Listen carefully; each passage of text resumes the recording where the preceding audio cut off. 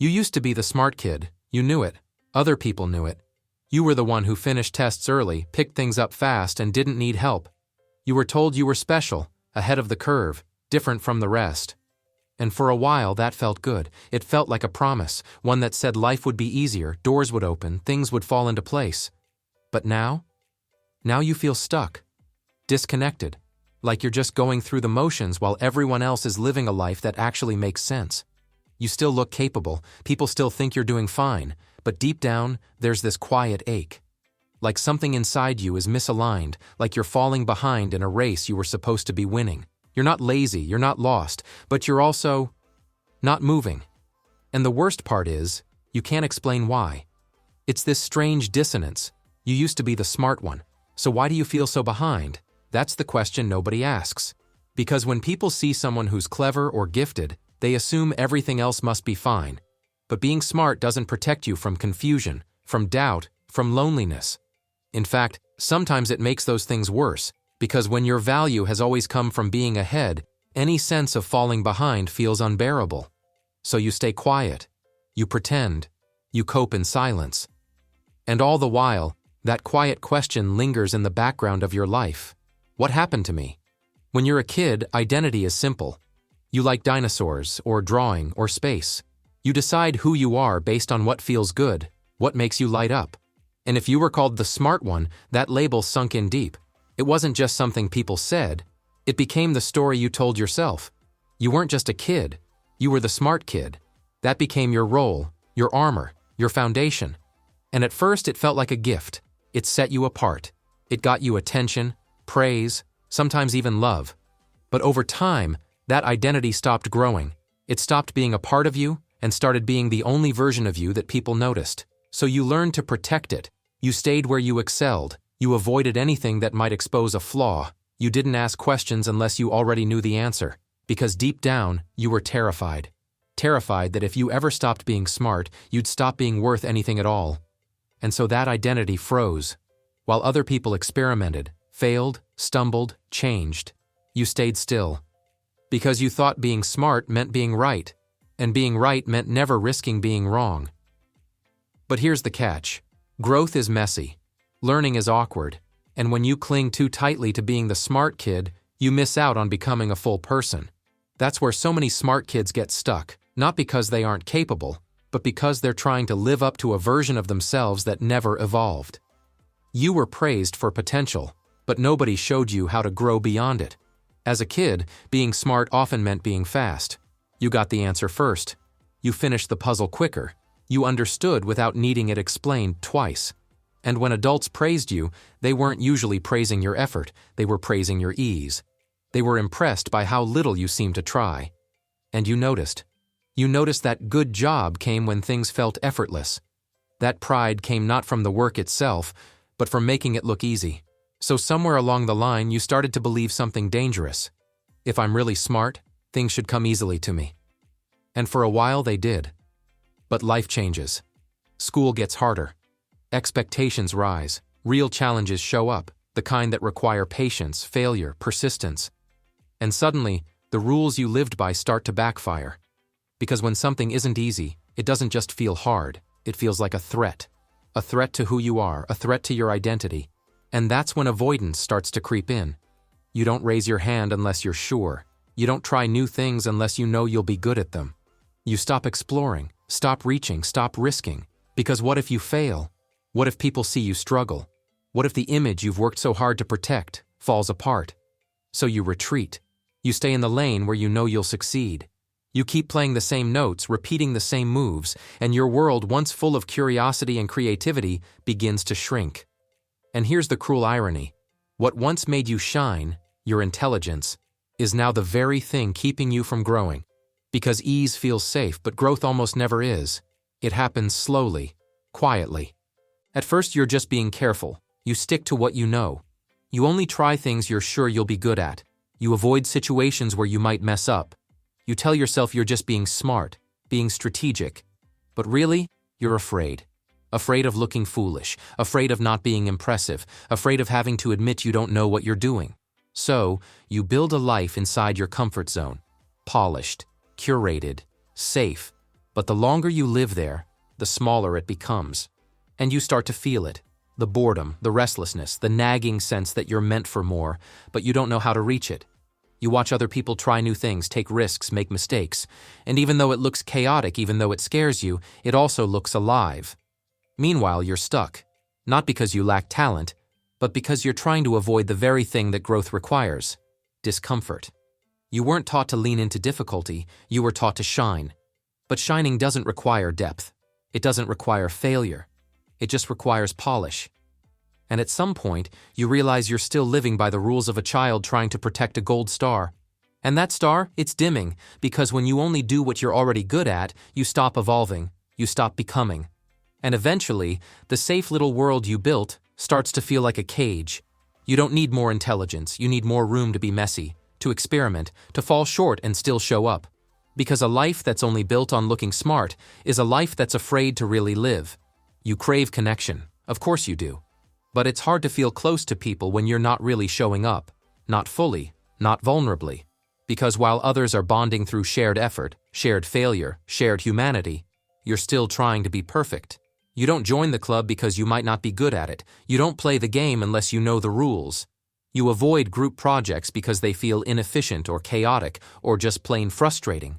And without realizing it, you slowly step out of the flow of social life. You're still around, but you're not in it. Because real connection? It doesn't happen in theory. It happens in motion, in the trying, the failing, the shared we're in this together moments. And when you avoid all of that to protect your image, you end up alone. Not because no one likes you, but because you were never really with them in the first place. So you fall back on what you know: analysis, observation, understanding people instead of connecting with them. You think your way through social situations. You rehearse responses in your head. You study facial cues like flashcards. And on the outside, you're doing fine. You're polite, engaged, even charismatic. But inside, you're exhausted. Because performing connection isn't the same as living it. And when your mind is always running simulations trying to get it right, you miss the messy magic of just being real. And what you're really missing, more than achievement, more than praise, is a sense of being known. Being felt, being with, not above, not ahead, just with. It's your strength, your compass, the thing that got you praise, got you out of trouble, got you ahead. So when things started to feel off, when you felt lonely, lost, disconnected, you did what you always do. You tried to think your way through it.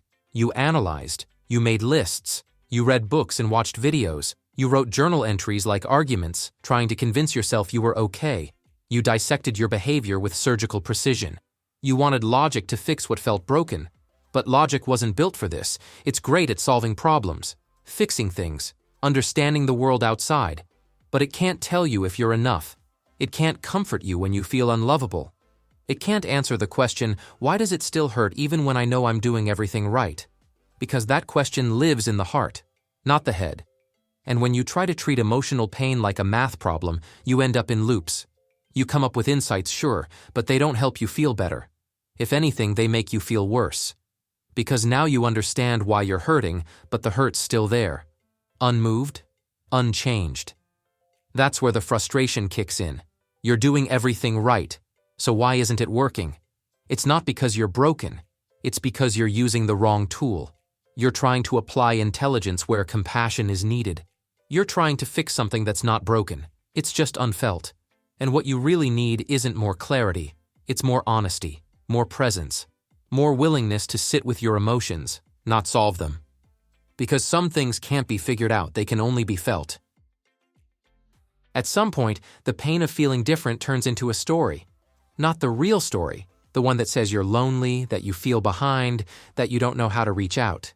No, that story is too vulnerable. So you build a new one, a safer one that sounds like confidence but quietly reeks of fear. I just don't relate to most people. I think differently.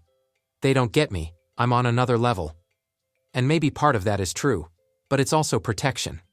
Because if you admit you want connection, if you admit you feel left out, then you have to face the terrifying possibility that you don't know how to fix it. So instead, you flip the script. You tell yourself you're above surface-level conversations. That small talk is beneath you, that people bore you, and you build a little fortress of intellectual superiority around yourself. Not because you think you're better, but because it hurts less than admitting you feel alone. This is defensive arrogance, and it's one of the loneliest places to live. Because while everyone else is out there trying, fumbling, forming messy relationships, you're inside, watching, judging, longing. You want to connect, you just don't want to risk looking foolish or average or human. But connection isn't earned by being exceptional. It's earned by being open. And the longer you pretend you don't need anyone, the harder it becomes to admit that you do. You thought being smart would be enough, that if you were clever enough, skilled enough, good enough, you'd feel whole. That knowing more, achieving more, explaining more would somehow silence that quiet ache inside you. But it doesn't, because intelligence can open doors, but it can't tell you what home feels like. It can win debates, but it can't hold you when you're grieving. It can help you pass the test, but it can't teach you how to be okay with not knowing, and still you try. You try to outthink insecurity. You try to solve loneliness.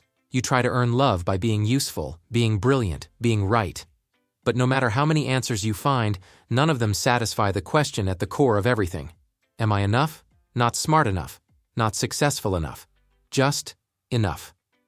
And here's the hard truth. That question can't be answered with your mind. It's not a riddle. It's not a puzzle, it's a wound, and wounds don't need solutions, they need care. But care feels unfamiliar, messy, soft in a way that's scary.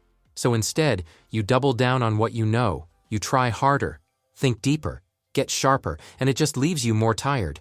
Because you're using the wrong tool. Your mind is brilliant. But it was never meant to carry the weight of your heart. It can guide you, inspire you, challenge you, but it cannot love you. Only you can do that, and that's where healing begins, not when you figure everything out, but when you stop needing to. There's a version of you that got you this far.